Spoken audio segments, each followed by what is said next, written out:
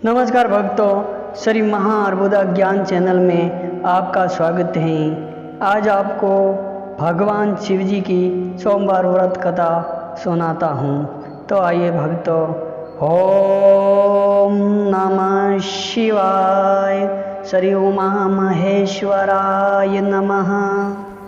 सोमवार व्रत कथा।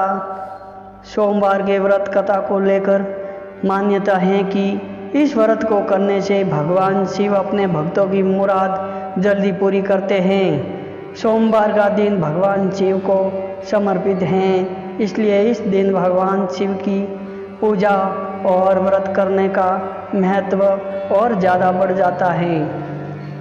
यदि आप सोमवार के व्रत करते हैं तो आपको सोमवार का व्रत कथा पढ़ना बेहद ही ज़रूरी है, क्योंकि इसके बिना आपका व्रत अधूरा माना जाता है। तो आइए भक्तों, जानते हैं सोमवार व्रत कथा।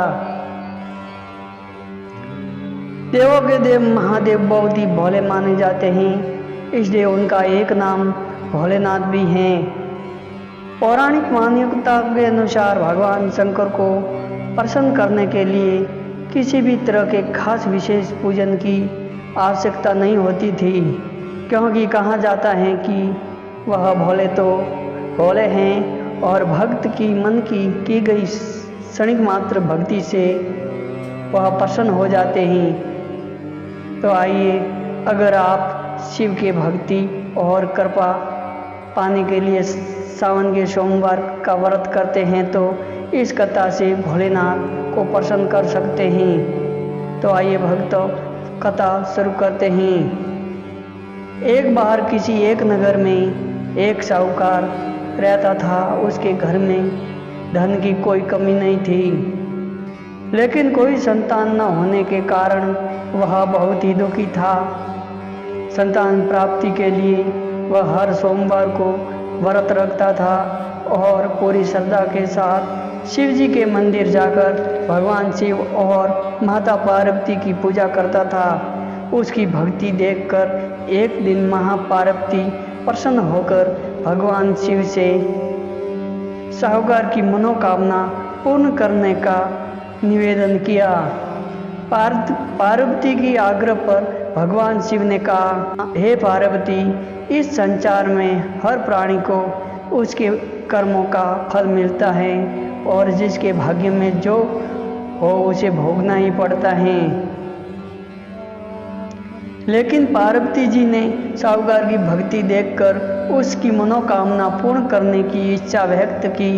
माता पार्वती के आग्रह पर शिव जी ने साहूकार को पुत्र प्राप्ति का वरदान तो दिया, लेकिन उन्होंने बताया कि वह बालक 12 वर्ष तक ही जीवित रहेगा। माता पार्वती और भगवान शिव की बातचीत को साहूकार सुन रहा था, इसलिए उसे न तो इस बात की खुशी हुई और न ही इस बात का दुख। वह पहले की भांति शिव जी की पूजा करता रहा। कुछ समय बाद साहूकार की पत्नी ने एक पुत्र को जन्म दिया। जब वह बालक 11 वर्ष का हुआ तो उसे पढ़ने के लिए काशी भेज दिया गया।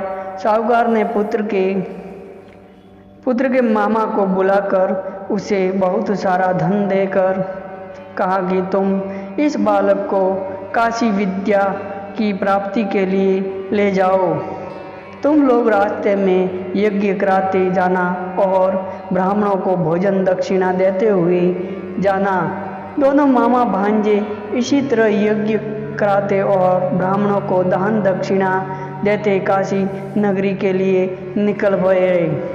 इस दौरान रात में एक नगर पड़ा जहां नगर के राजा की कन्या का विवाह था, लेकिन जिस राजकुमार ने उसका विवाह होने वाला था वह एक आँख से काना था। राजकुमार के पिता ने अपने पुत्र के काना होने की बात को छुपाने के लिए सोचा, क्यों न उसे साहूकार के पुत्र को दूल्हा बनाकर राजकुमारी से विवाह करा दूं और विवाह के बाद उसको धन देकर विदा कर दूंगा। और राजकुमारी को अपने नगर ले जाऊंगा। लड़के को दूल्हे के वस्त्र पहनाकर राजकुमारी से विवाह करा दिया गया और साहूकार का पुत्र ईमानदार था। इसे यह बात अच्छी नहीं लगी, इसलिए उसने अवसर पाकर राजकुमारी के दुपट्टे पर लिखा कि तुम्हारा विवाह तो मेरे साथ हुआ है, लेकिन जिस राजकुमार के संग तुम्हें भेजा जाएगा वह एक आग से काना है। मैं तो काशी पढ़ने जा रहा हूँ। जब राजकुमारी ने सुनी पर लिखी बातें पढ़ी तो उसने अपने माता पिता को यह सारी बात बता दी। अपनी पुत्री को विदा नहीं किया, फिर बारात वापस चली गई। दूसरी ओर साहूकार का लड़का और उसका मामा काशी पहुँचे और वहाँ जाकर उन्होंने यज्ञ किया। जिस दिन लड़का 12 साल का हुआ उस दिन भी यज्ञ का आयोजन था। लड़के ने अपने मामा से कहा कि मेरी तबीयत अच्छी नहीं है, तो मामा ने कहा कि तुम अंदर जाकर आराम कर लो। शिवजी के वरदानानुसार कुछ ही देर में उस बालक के प्राण निकल गए। मृत भांजे को देखकर उसके मामा ने विलाप करना शुरू कर दिया। संयोगवश उसी समय शिवजी और माता पार्वती इधर से ही जा रहे थे। माता पार्वती ने भोलेनाथ से कहा, स्वामी मुझे इसके रोने के स्वर सहन नहीं हो पा रहे हैं, आप इस व्यक्ति के कष्ट को अवश्य दूर करें। जब शिवजी मृत बालक के समीप गए तो वह बोले कि ये उसी साहूकार का पुत्र हैं जिसे मैंने 12 वर्ष की आयु का वरदान दिया था। अब इसकी आयु पूरी हो गई है। लेकिन माता पार्वती ने मातृ भाव से विभोर माता पार्वती ने कहा कि हे महादेव, आप इस बालक को आयु देने की कृपा करें, अन्यथा इसके वियोग में माता पिता भी तड़प तड़प कर मर जाएंगे। माता पार्वती के पुनः आग्रह पर भगवान शिव ने उस लड़के को जीवित होने का वरदान दिया। शिव जी की कृपा से वह लड़का जीवित हो गया। शिक्षा पूरी करके लड़का मामा के साथ अपने नगर की ओर वापस चल दिया। दोनों चलते हुए उसी नगर में पहुंच गए जहां उसका विवाह हुआ था। उस नगर में उन्होंने यज्ञ का आयोजन किया। उस लड़के के ससुर ने उसे पहचान लिया और महल में ले जाकर उसकी खातिरदारी की और अपनी पुत्री को उसे सौंपकर उसे विदा कर दिया। इधर साहूकार और उसकी पत्नी भूखे प्यासे रहकर बेटे की प्रतीक्षा कर रहे थे।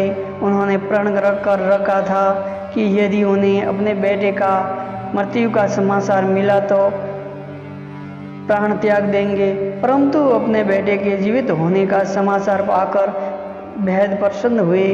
उसी रात भगवान शिव ने साहूकार के स्वप्न में आकर कहा, हे श्रेष्ठ ब्राह्मण, मैंने तेरे